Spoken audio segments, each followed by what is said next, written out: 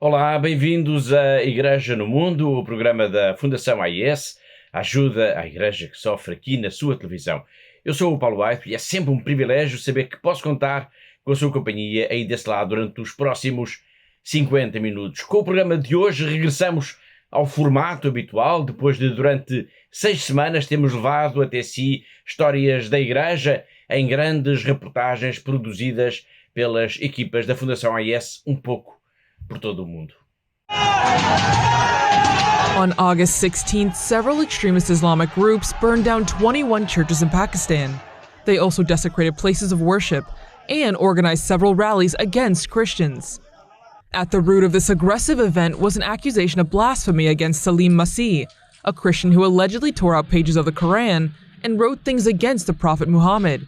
However, the accusation seems inconsistent, as Salim is illiterate. Foi há um mês, sensivelmente, foi há um mês, em agosto, e aconteceu apenas 10 dias depois de, em Lisboa, cerca de 1,5 milhão de jovens terem participado na Jornada Mundial da Juventude. Foi mais um ataque brutal contra a comunidade cristã no Paquistão. Mais de 2 dezenas de igrejas e centenas de casas de cristãos foram destruídas.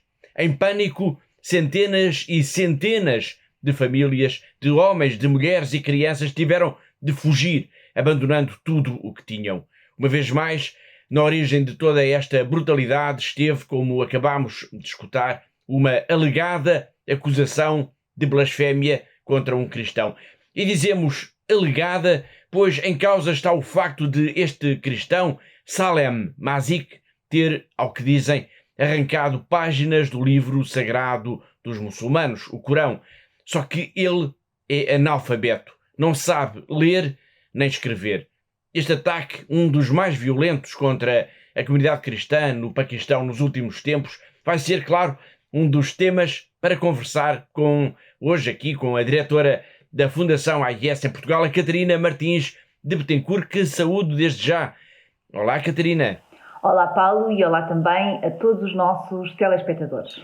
Este ataque no Paquistão é revelador de como, de facto, é muito instável, é muito precária a situação da comunidade cristã neste país. Nós vamos falar disto, claro, pois a dimensão deste ataque do dia 16 de agosto não pode deixar ninguém indiferente. Já lá iremos.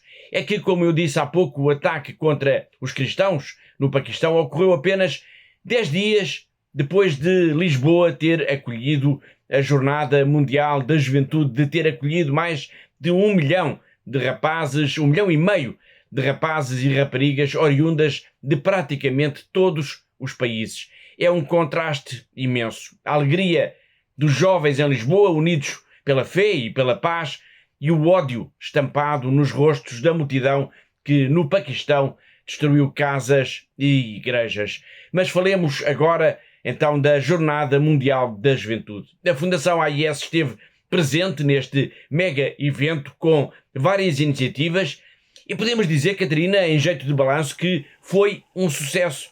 Sem dúvida, Paulo, e passadas agora algumas semanas do fim da Jornada Mundial da Juventude, podemos dizer, em forma de balanço, que de facto dezenas de milhares de jovens passaram pelas diversas iniciativas que a Fundação AIS teve durante esta Jornada Mundial da Juventude em Lisboa, em que procurámos, Paulo, sempre ter presente esta ideia e mostrar aos jovens que existe uma igreja perseguida, que existe uma igreja necessitada e que o mundo precisa de saber que, de facto, existem cristãos que vivem esta realidade e que, por isso, são também diariamente verdadeiros heróis da fé. A Catarina falou em múltiplas iniciativas, estamos a falar em exposições, em conferências, em sessões de cinema, em momentos de oração e de partilha. Sem dúvida, e isso aconteceu tudo em Lisboa, Paulo, com a marca da Fundação AIS, nas diversas iniciativas que tivemos ao longo da semana, para que os jovens de facto tivessem presente esta realidade, que não esquecessem que é dramático, claro, mas que existe esta realidade da igreja perseguida, dos cristãos perseguidos hoje, e que é tantas vezes, infelizmente, ainda continua desconhecido de tantos. E como é que foi a reação dos jovens a essas propostas, a essas iniciativas da Fundação AIS? Bom, foi extraordinário, Paulo. De facto, houve uma enorme receptividade por parte dos jovens, talvez dando destaque ao stand da Fundação AIS na cidade de Algria, em Belém, onde foi uma verdadeira enchente diariamente, com milhares de jovens a passarem e a quererem saber mais sobre esta instituição, o que é que nós fazemos. Portanto, foi extraordinário. Não esquecendo também, por exemplo, a exposição que tivemos nos claustros do Antigo Convento da Graça, que falou da realidade de hoje da Igreja perseguida no mundo, com diversos casos, com pessoas concretas, com rostos de pessoas concretas que hoje vivem em vários países do mundo e que têm mostrado sempre esta fidelidade a Jesus. Outra exposição que foi também muito bem acolhida pelos jovens, com milhares de visitantes todos os dias, foi a da Basílica dos Mártires, isto ao Chiado, em que se mostraram alguns objetos religiosos danificados pelo Daesh, o grupo jihadista Estado Islâmico, durante os anos em que os terroristas ocuparam largas parcelas dos territórios, quer da Síria, quer do Iraque. Sim, é verdade. E podemos dizer que, de facto, o espaço que nós ocupámos no batistério se revelou sempre demasiado pequeno para o elevado número de pessoas que tiveram curiosidade, que quiseram saber mais sobre esta realidade. Portanto, os visitantes estiveram sempre muito atentos, com muita vontade de saber por que razão é que havia estes objetos profanados naquele espaço, mas na Basílica dos Mártires, Paulo, houve também, e no contexto também desta própria exposição dos objetos profanados pelos terroristas, portanto, tivemos dois testemunhos de dois cristãos, um iraquiano e um palestiniano, sobre a realidade da perseguição religiosa nos seus países, e em ambos os casos, Paulo, de facto a igreja estava completamente cheia e foi extraordinário, claro. Obrigado, Catarina. Ao longo dos próximos programas nós vamos fazendo por aqui também um pouco mais a memória dessa semana em que Lisboa foi a capital do mundo católico, em que cerca de 1,5 milhão de jovens, oriundos de praticamente todos os países do mundo, escutaram o Papa Francisco e mostraram que todos os sonhos são possíveis. Os nossos colegas do Rome Report estiveram em Lisboa e fizeram uma peça que é uma síntese do que aconteceu. Em apenas 3 minutos, nós vamos rever agora as melhores mensagens do Papa na JMJ de Lisboa. During his 5-day trip to World Youth Day, Pope Francis delivered powerful messages in his wide range of addresses to youth, political leaders, bishops, the sick, and more. In his first official event, he encouraged the West to return to its original values. Io sogno un'Europa, cuore d'Occidente, che metta a frutto il suo ingegno per spegnere focolai di guerra e accendere luci di speranza.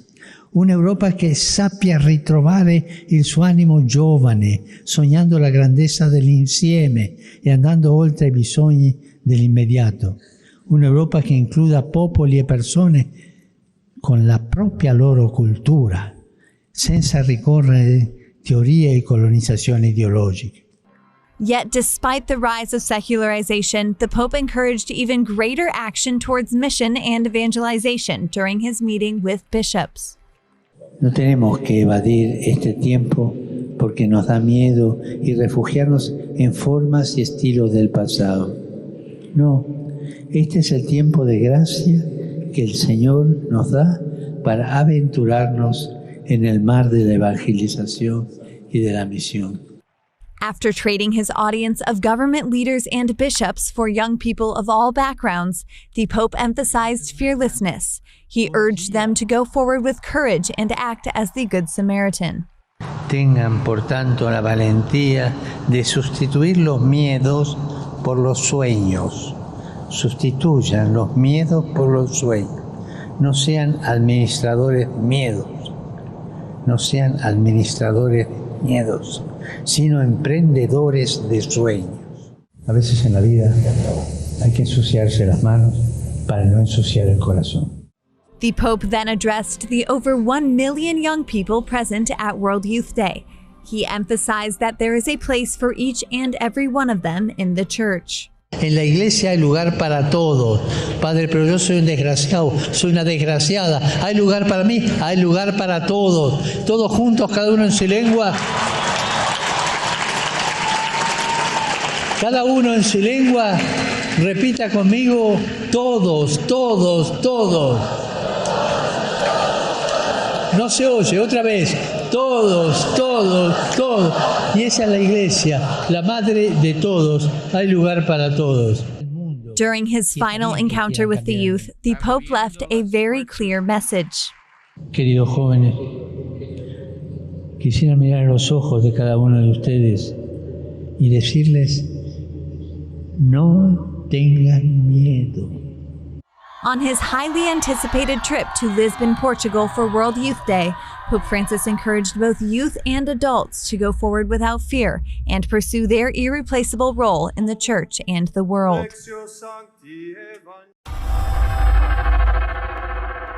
Não tenham medo e todos, todos, todos são duas das expressões de Francisco que vão ficar para a história desta JMJ de Lisboa. E hoje vamos também voltar a falar do Papa, pois ele esteve, entretanto, na Mongólia, um país da Ásia, encurralado, digamos assim, entre a China e a Rússia, onde vive uma das mais pequenas comunidades católicas em todo o mundo. Não chegam a ser sequer 1.500 fiéis. Mas o Papa esteve lá e foi encontrar-se com ele. Já falaremos dessa viagem. Para já, ainda é tempo da JMJ, da Jornada Mundial da Juventude. É que se Lisboa acolheu cerca de 1,5 milhão de jovens, houve, claro, muitos outros que gostariam também de ter estado em Portugal e não puderam fazer a viagem. Ou porque estão em países em guerra, ou porque pertencem, por exemplo, a comunidades muito pobres, ou simplesmente porque foram impedidos de viajar. E vamos, a propósito disto, falar agora, Catarina, de 3 países muito relevantes para a Fundação AIS. A Síria, o Iraque e o Líbano, que tiveram as suas próprias jornadas da juventude. É verdade, Paulo. Portanto, como os nossos telespectadores sabem tão bem, porque falamos aqui tantas vezes nos nossos programas, portanto, Síria, Iraque e Líbano são 3 países do Médio Oriente que estão no nosso coração e que ultimamente, nos últimos anos, temos apoiado tanto. E por isso também apoiámos então de facto uma jornada mundial da juventude alternativa nestes 3 países, porque de facto a maioria dos jovens não tiveram, essencialmente por questões económicas, não tiveram capacidade de vir até Lisboa para estar com o Papa. A organização destas jornadas alternativas só foi possível graças ao apoio direto da Fundação AIS. Sim, foi uma iniciativa nossa, em que proporcionámos a estes milhares de jovens destes países momentos de convívio, mas também momentos de oração, momentos de catequese, de procissões. Portanto, foram de facto uma jornada mundial da juventude muito especiais e organizadas especialmente para estes jovens destes 3 países. Umas jornadas da juventude, podemos dizer, muito especiais para jovens, também eles muito especiais.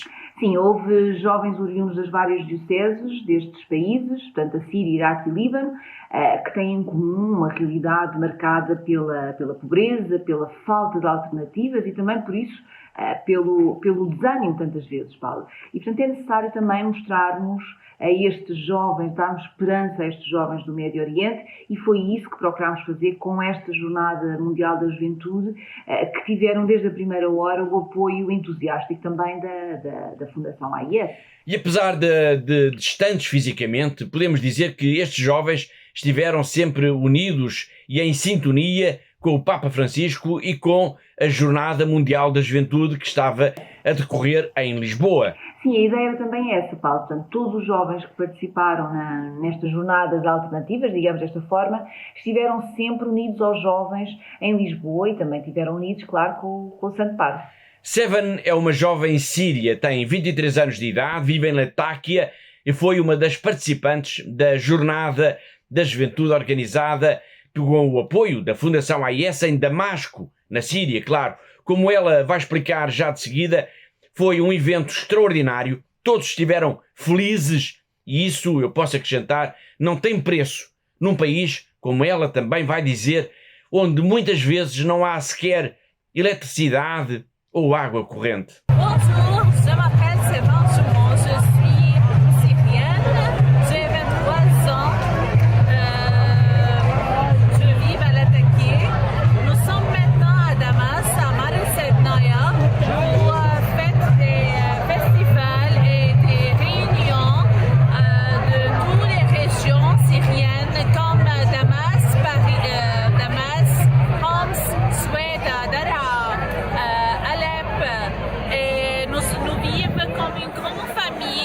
vous pouvez remarquer, les gens, nous sommes contents. Notre vie maintenant est pleine beaucoup. Il y en a beaucoup de stress, pas d'électricité, pas de l'eau. Les commerces, les économies sont très sévères. Mais pendant cette semaine, on vit la foi, la calme, ensemble. Et nous sommes unis avec le pape du Portugal. Merci beaucoup pour tous les gens qui ont organisé ce festival. Merci.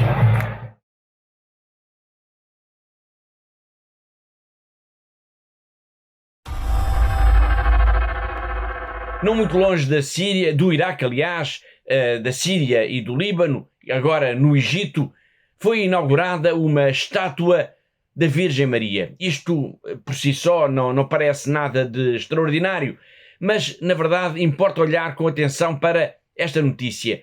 É que a estátua que foi inaugurada em agosto é uma das maiores do mundo dedicada a Nossa Senhora e faz parte de um projeto ambicioso que o governo do Cairo está a realizar, um projeto turístico-religioso chamado Caminho da Sagrada Família e que pretende ser, Catarina, uma das maiores rotas de peregrinação dos cristãos em todo o mundo.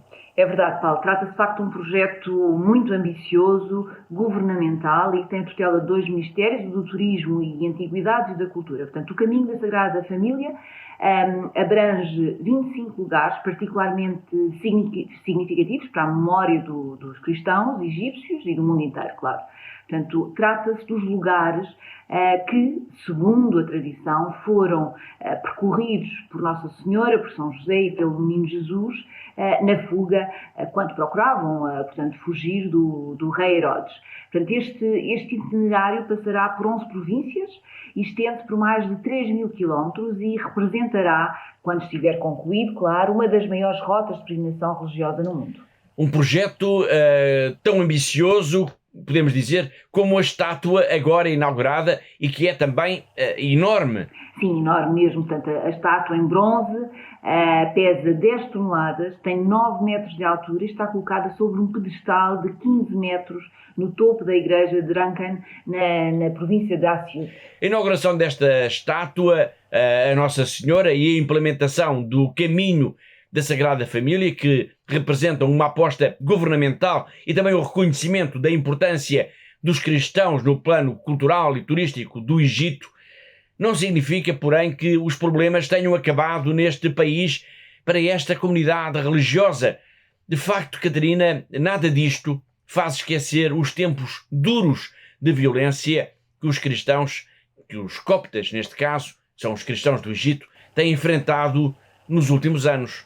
É verdade, Paulo, e é preciso também dizer que não tem sido fácil a vida dos cristãos no Egito, portanto os coptas, que são uma comunidade religiosa que representa cerca de 10% da população, mas que têm sofrido constantes ataques e atentados nos últimos anos.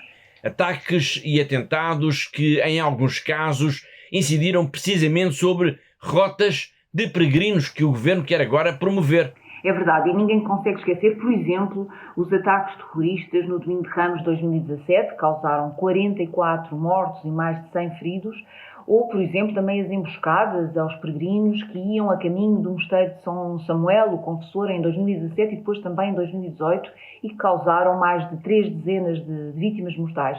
E, Paulo, estou apenas a falar aqui de alguns exemplos mais recentes. Em junho deste ano faleceu o padre Henri Boulad.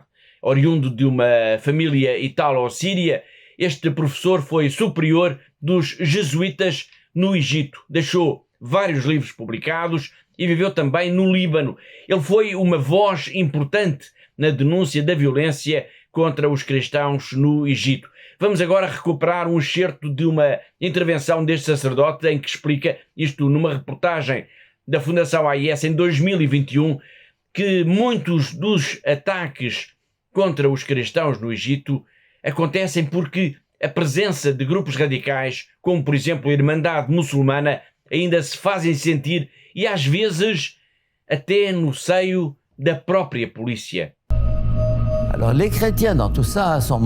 Christians continue to be threatened. They are still attacked even during Sisi's regime, because the police are associated with the Muslim Brothers. Every day, I get a newsletter from the Middle East Christian News, which reports about everything that threatens Christians, about burned churches, kidnapped people, ransom demands. 3 weeks ago, on Egyptian television, a certain Muslim showed the Muslim host a manual from the second year at Al-Azhar University, that is, for 16-year-old boys, where there was a question on how to cut off a hand or a leg, or how to stone a woman to death, and so on. So, Al-Azhar, which is considered a promoter of moderate mainstreamism, teaches something like that. The disaster is that these kinds of things have been repeated in mosques for 65 years. People are soaked through with them.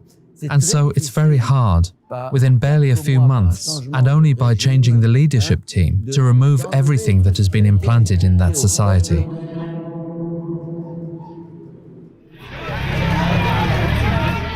I think that the church in Egypt will survive. How? How many faithful will remain? I do not know. But it is also possible that the church in Egypt will disappear, like many other churches. In Lebanon, 20 to 30 years ago, 2/3 were Christians, and now it is 1/3. Everybody dreams of emigrating, Christians and Muslims too.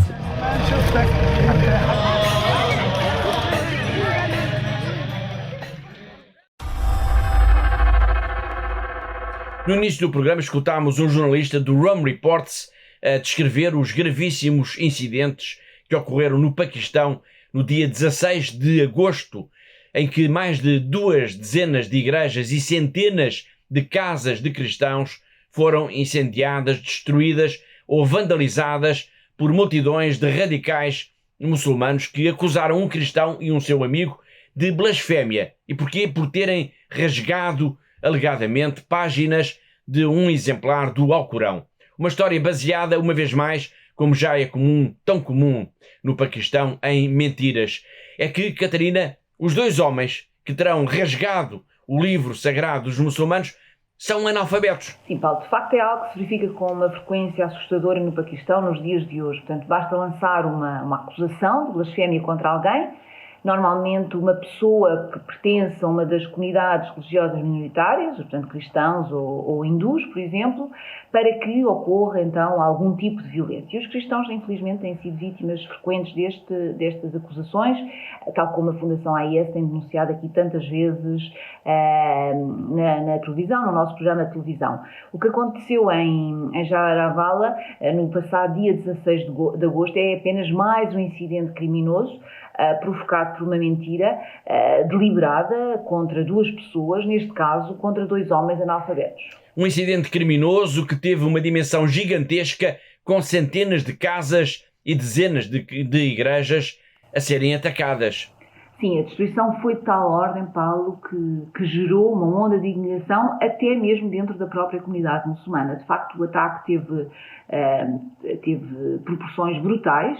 Portanto, uma multidão de muçulmanos enfurecidos e armados com bastões, com pedras, portanto, começou a atacar as igrejas, destruíram as casas dos cristãos, queimando, destruindo e obrigando as famílias inteiras a fugir para salvar a sua própria vida. Portanto, o chefe da polícia do estado do Punjab disse mesmo que os acontecimentos em Jaravala foram trágicos. A Igreja procurou logo mobilizar-se em socorro destas populações. Sim, portanto, logo depois do ataque, o arcebispo de Lahore, Dom Sebastian Shaw, visitou as famílias, rezou com elas, ouviu-as, procurou-as dar-lhes conforto. Este bispo, que esteve em maio passado aqui em Portugal, tendo participado numa iniciativa da Fundação AIS em Évora, falou de facto numa destruição terrível. Ele disse logo após esta primeira visita que fez a esta comunidade que as pessoas estavam desesperadas e que muitas tinham perdido tudo o que tinham.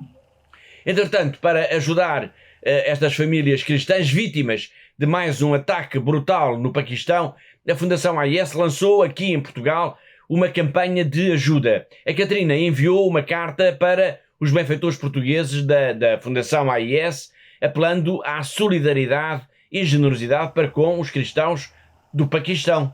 Claro, Paulo, e é preciso fazer alguma coisa. Portanto, estamos a falar em milhares de pessoas que ficaram sem nada. Portanto, em centenas de casas de cristãos que foram incendiadas, foram destruídas ou que foram vandalizadas.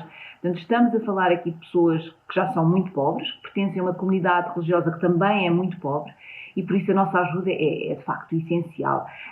E a situação é dramática. E por isso deixo aqui então este meu apelo em nome da Fundação AIS para todos aqueles que nos estão a ver neste momento e que possam, para entrarem em contacto com a Fundação AIS através do telefone que está a passar neste momento em rodapé ou através da nossa página de internet que também está a passar em rodapé. Portanto, para entrar em contacto connosco e ajudar de facto esta comunidade cristã no Paquistão.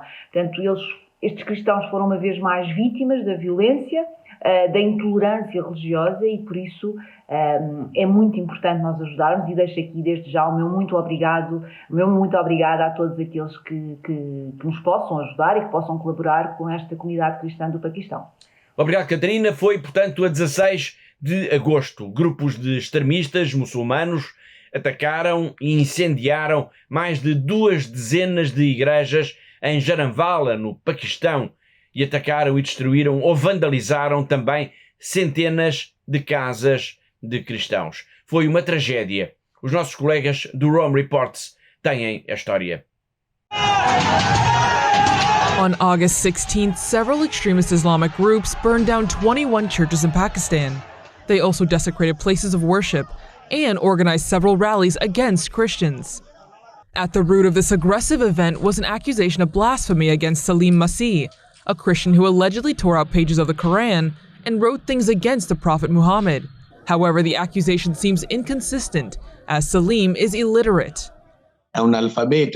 He cannot read or write as he is from a very humble socioeconomic background and did not go to school. So someone has been tampering with the papers in order to mount this attack against Christians.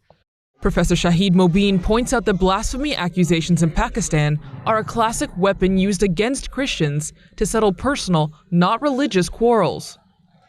I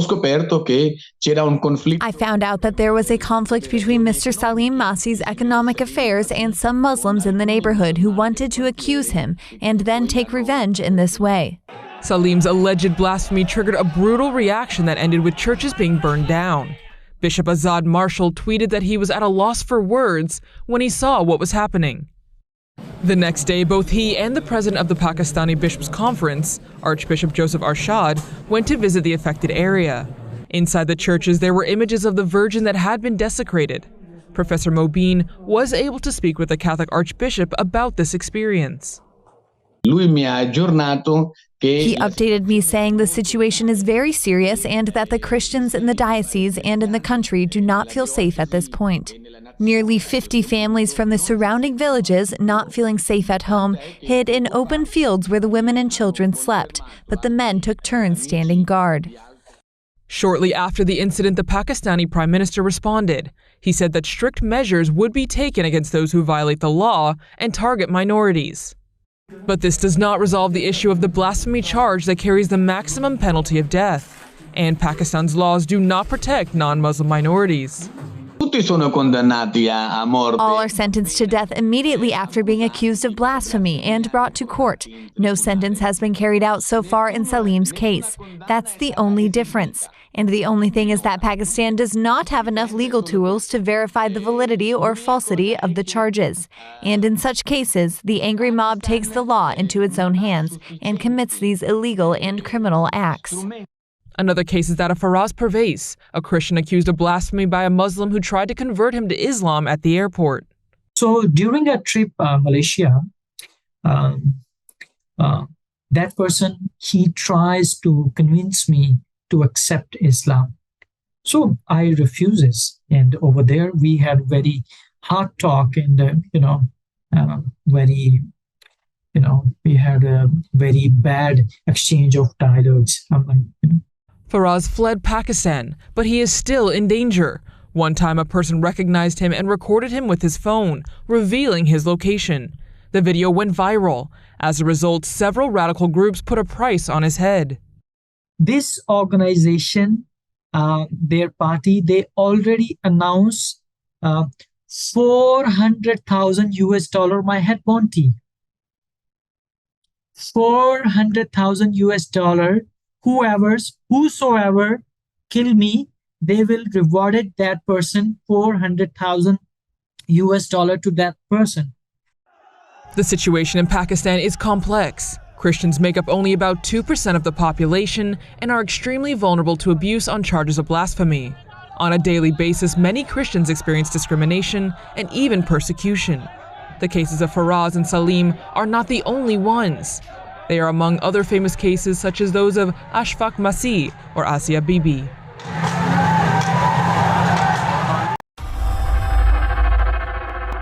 Depois desta história terrível de violência contra a comunidade cristã no Paquistão, vamos agora até à China, ao encontro do nosso correspondente em Macau, o jornalista José Miguel Encarnação. O Papa Francisco esteve em Ulaanbaatar, capital da Mongólia, entre os dias 1 e 4 de setembro. O bispo de Macau, Dom Stephen Lee, assim como os bispos de Hong Kong, Dom Stephen Chow e Dom John Tong, respectivamente o atual bispo de Hong Kong e o bispo emérito, também da ex-colónia britânica, acompanharam o bispo de Macau à Mongólia e ali encontraram-se com o Papa Francisco. Foi um encontro relativamente breve, embora na missa de encerramento os dois prelados de Hong Kong tenham subido ao altar a convite do Santo Padre para ali o Sumo Pontífice dar um sinal de que estava, de facto, fisicamente com o povo chinês. Aliás, o Papa Francisco, agora sempre que sobrevoa território chinês, envia uma mensagem via rádio para o Presidente da República Popular da China, Xi Jinping, sendo que este retribui sempre, tendo-o feito desta vez através do porta-voz do Ministério dos Negócios Estrangeiros da República Popular da China. O Papa Francisco disse na Mongólia que continua a dar uma grande atenção às periferias e também às minorias católicas que vivem em países onde a religião predominante não é o catolicismo ou, no modo mais geral, o cristianismo. O Papa Francisco fez questão de visitar a Mongólia também porque este país é um país geograficamente e também politicamente bastante colocado de lado dos grandes palcos internacionais, mas é um país que faz fronteira com a China. Nunca o Papa Francisco esteve tão perto de Pequim. Foi José Miguel Encarnação, o nosso correspondente em Macau, e assim chegamos ao fim da primeira parte do nosso programa de hoje. Na segunda parte nós vamos falar então da viagem do Papa à Mongólia. Foi agora no início do mês de setembro e vamos ainda escutar a mensagem que ele também nos enviou no já famoso vídeo do Papa. Uma mensagem que não podemos ignorar e em que nos fala das pessoas que vivem à margem da sociedade. Para já, vamos para um breve intervalo, voltamos dentro de instantes. Até já!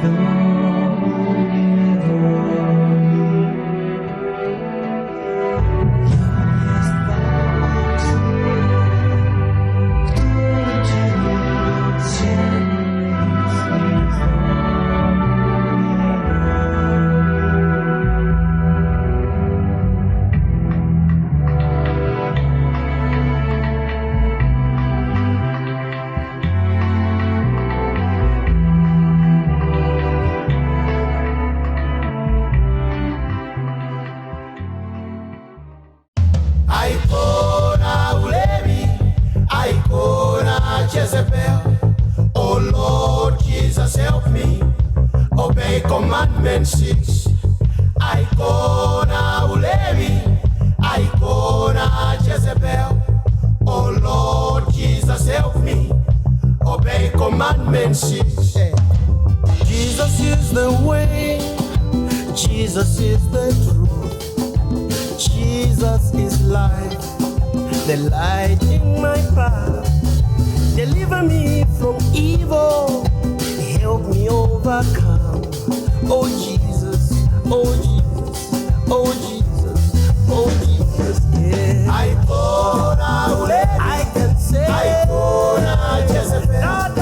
Oh Lord Jesus, help me obey commandments. I can sing. Our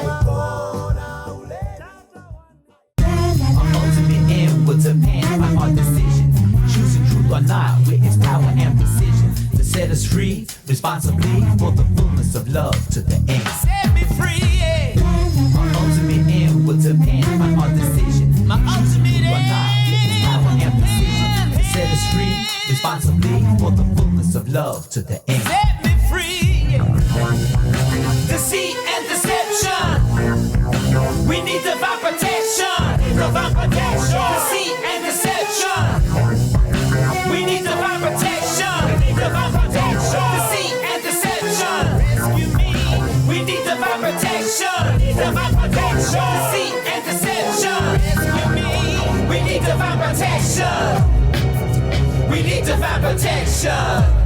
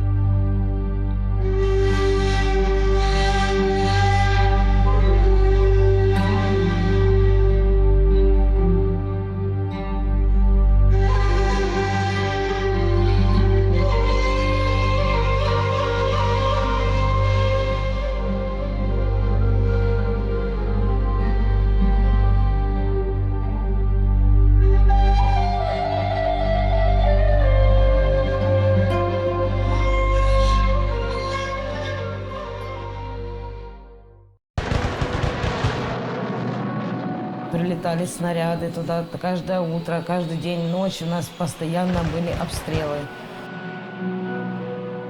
Словами это не передать, как мы жили 22 дня в подвале.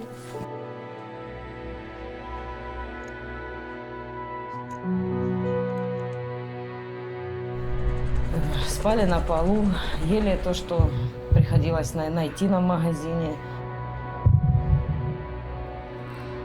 Нам был этот шаг перешагнуть, просто выйти с этого бомбоубежища. Я не знаю, насколько, но мне надо было спасать своих детей, свою семью. Я взяла иконы, взяла детей, мы всех собрали и начали ту машину залазить. Нам 9 человек было. Это было настолько страх, чтобы мы этот момент, хотя бы там километра 3-4 мы проехали, чтобы нас не убило. Мы в Запорожье на Львовском поезде, мы добрались вот сюда, да. Волонтеры нас встретили, привезли в дом паломников. Это, очень спасибо им большое директорам и вообще этой церкви, что нас приютили, нас здесь кормят, нам здесь спокойно, мы не слышим этих взрывов. Вся наша семья уцелела, слава Богу. Самое главное, это вот мы все живы.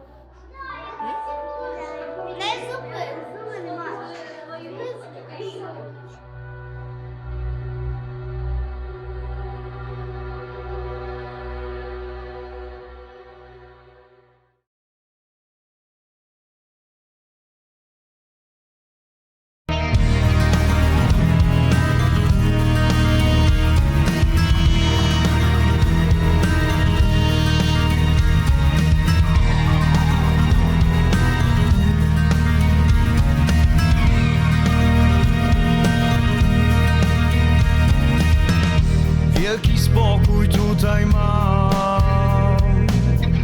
Czuję w tobie cały świat. Twego serca ruch, jak muzyki rytm. Bezpieczeństwo dajesz mi.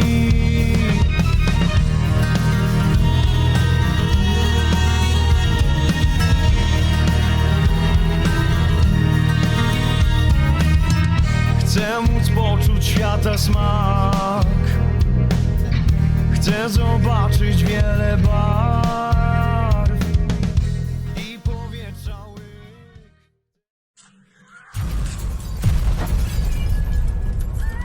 Перше, що були чути вибухи, почали до нас їхати перші біженці.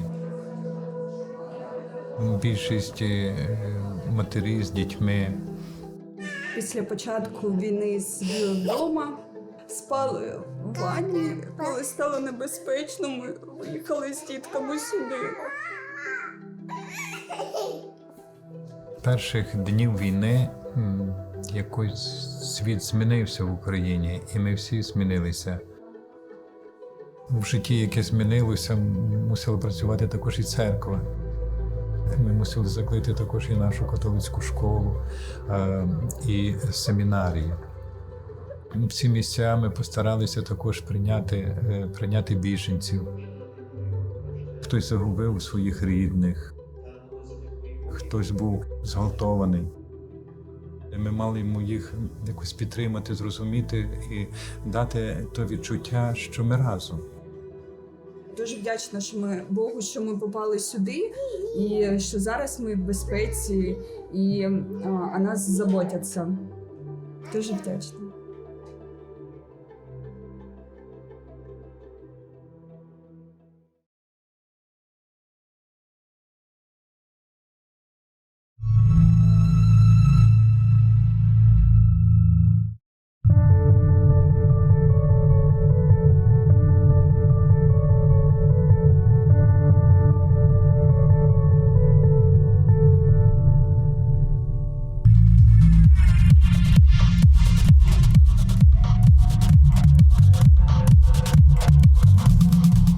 Olá de novo, está a ver Igreja no Mundo, o programa da Fundação AIS aqui na TV Canção Nova. Eu sou o Paulo Aido, comigo está a Catarina Martins de Betancourt, a diretora da Fundação AIS em Portugal. E nesta reta final do nosso programa vamos centrar a nossa atenção no Papa Francisco. Por um lado, vamos recordar a viagem que ele fez à Mongólia logo no princípio deste mês de setembro, mas também queremos assinalar a mensagem que enviou a todos os cristãos sobre os esquecidos da sociedade, isto no já famoso vídeo do Papa. Mas vamos começar então pela Mongólia e vamos começar por lembrar aos nossos telespectadores um dado que é muito relevante, é que a comunidade católica deste país da Ásia, estamos a falar da Mongólia, um país sem acesso ao mar e com fronteiras com a Rússia e a China. Este país, a comunidade católica deste país é, Catarina, muito, mas mesmo muito pequena. Sim, Paulo, seguramente será um dos países com uma das mais pequenas comunidades do mundo, comunidades católicas, claro. Estamos a falar, provavelmente, a cerca de 1.500 católicos. E isso levanta uma questão. Por que razão decidiu o Papa visitar um país onde há tão poucos católicos? É que muitas das paróquias aqui em Portugal, por exemplo, têm mais fiéis do que em toda a Mongólia. É verdade. Eu penso, Paulo, que o Papa quis mostrar com esta sua viagem, entre outras coisas, claro, ele quis mostrar que nenhuma comunidade católica no mundo está esquecida das suas preocupações. Portanto, ele tem todos nós no seu coração e por isso esta visita também a esta comunidade católica. Por outro lado, Paulo, o Papa também, e isso ele enfatizou várias vezes durante a sua viagem, que a Igreja da Mongólia é também um exemplo para o mundo. E isso viu-se, por exemplo, no último dia da visita, quando o Papa Francisco inaugurou a Casa da Misericórdia. Só para contextualizar, a Casa da Misericórdia, que o Papa inaugurou então no dia 4 de setembro, é um centro de acolhimento temporário para pobres e pessoas vulneráveis, nomeadamente pessoas sem abrigo ou migrantes. Exatamente. E quando inaugurou este espaço, o Papa destacou a importância do trabalho solidário que a pequena comunidade da Mongólia faz diariamente junto às pessoas mais vulneráveis, junto às pessoas mais necessitadas. E falou também da importância destes pequenos gestos de solidariedade, desta solidariedade desinteressada em favor de outro. E por isso o Papa Francisco referiu também que a Igreja da Mongólia, apesar de ser pequena, vive da comunhão fraterna, vive da oração e vive do serviço desinteressado à humanidade. E disse ainda que o progresso das nações se vê mais nestes pequenos gestos de solidariedade, da promoção da educação, da saúde, por exemplo, do que na quantidade ou na força do armamento ou até da riqueza económica. Obrigado, Catarina. Penso que isso ajuda, de facto, a fazer um pouco o retrato da Igreja deste país e justifica também a razão porque o Papa decidiu visitar a Mongólia, onde há uma tão reduzida comunidade católica. Nós vamos continuar a falar deste país e desta visita ao longo dos próximos programas, até porque o responsável de projetos da Fundação AIS para a Ásia e a diretora do gabinete de imprensa da AIS Internacional acompanharam Francisco nesta visita histórica. Para já, vamos, tal como fizemos há pouco com a Jornada Mundial da Juventude em Lisboa, vamos agora recuperar alguns dos melhores momentos da viagem do Santo Padre à Mongólia. Pope Francis's trip to Mongolia included some special moments, such as his visit to the woman who found the statue of the Virgin Mary in a garbage dump. The statue is now in the cathedral of the capital city. There are less than 1,500 Catholics in Mongolia. Many are missionaries who the Pope encouraged to continue their evangelizing work, despite the difficulty of being in a country with a very different culture. At the end of a meeting with the missionaries, he greeted them all one by one. Mongolia also shares a border with China, so the Pope's gesture of taking the hands of the former and current bishops of Hong Kong held particular significance. Questi due fratelli vescovi, l'emerito di Hong Kong e l'attuale vescovo di Hong Kong. Io vorrei approfittare della sua presenza per inviare un caloroso saluto al nobile popolo cinese.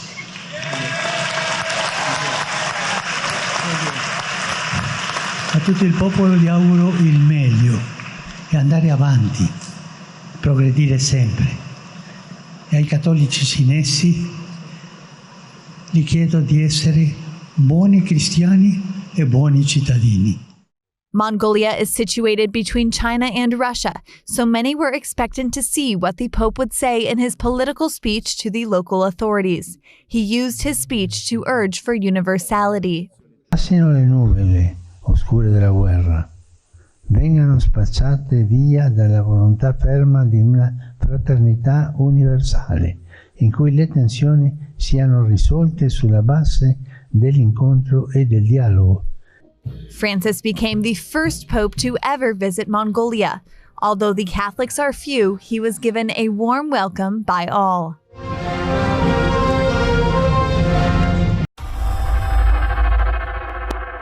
Foi um balanço da viagem do Papa à Mongólia, tema a que regressaremos na próxima semana. Papa que tem já uma nova viagem agendada e é já daqui a dias. Desta vez, Catarina, o Papa vai a Marselha. É verdade, Paulo. Portanto, o Papa irá a Marselha, França, já nos próximos dias 22 e 23 de setembro, e irá participar nos encontros mediterrâneos. Portanto, é um encontro que irá juntar quer autarcas, quer bispos locais. E, portanto, nesta visita, em que se pensa que o Papa se poderá encontrar com o presidente francês, Emmanuel Macron, o Papa Francisco irá ainda celebrar uma missa no estádio Vallaudet local. Os encontros mediterrâneos são reuniões que visam reforçar a fraternidade e também o intercâmbio entre povos unidos pelo mar Mediterrâneo. Anteriormente a esta reunião da Marselha, já se realizaram encontros semelhantes em Bari e Florença, ambos em Itália, em 2020 e em 2022.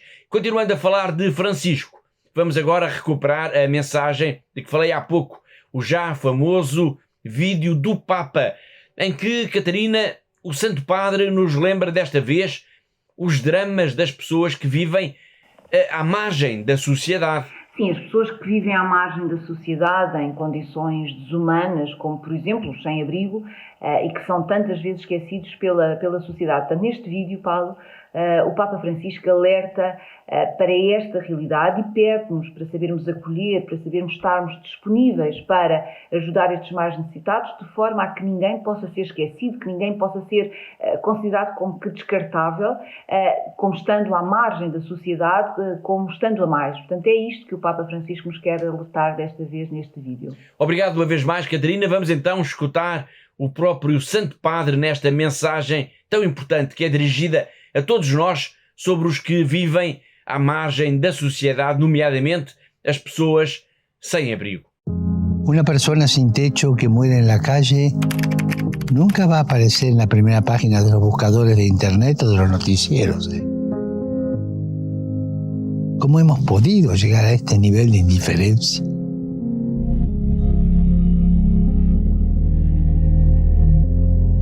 ¿Cómo dejamos que la cultura del descarte, en la que millones de hombres y mujeres no valen nada frente a los beneficios económicos, cómo dejamos que esta cultura domine nuestras vidas, nuestras ciudades, nuestro modo de vivir?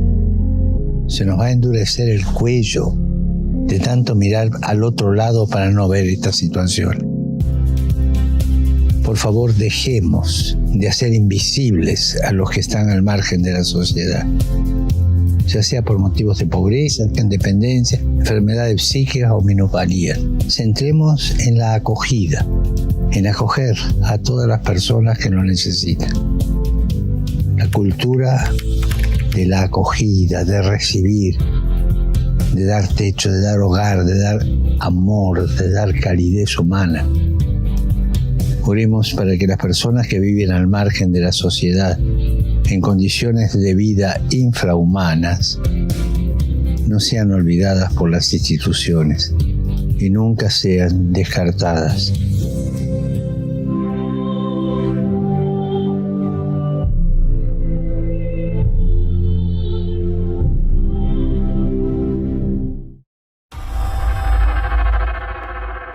Foi o Papa Francisco a pedir para termos um olhar inclusivo, um olhar com misericórdia para com todos os que vivem à margem da sociedade, nomeadamente as pessoas sem abrigo. E mesmo a fechar o programa de hoje, uma breve nota apenas para dizer que daqui a pouco tempo, daqui a poucas semanas, isto é para estar atento a isso, o nosso programa vai ter uma nova imagem, um novo grafismo, vai ter novas secções e, claro, ainda mais qualidade. Para isso estamos a trabalhar. Iremos passar a gravar Igreja no Mundo nos estúdios dos nossos amigos da TV Canção Nova em Fátima. Bom, e assim com esta boa notícia chegamos ao fim do nosso tempo, ao fim do programa de hoje. Recordo que todas as notícias, tudo o que diz respeito à missão, ao trabalho e ao dia-a-dia da Fundação AIS está disponível para leitura, para consulta na nossa página na internet em fundação-ais.pt. Recordo que todas estas notícias e tudo o que está referente à nossa missão merece ser consultado para estarmos todos mais atentos ao que se passa na Igreja que sofre no mundo. Resta-me agradecer a colaboração da Catarina, a diretora da Fundação AIS em Portugal, assim como de todos os que ajudaram a produzir, a editar e a levar até si este programa. E já sabe, eu conto também consigo, sempre aí desse lado, na próxima semana. Até lá, se Deus quiser.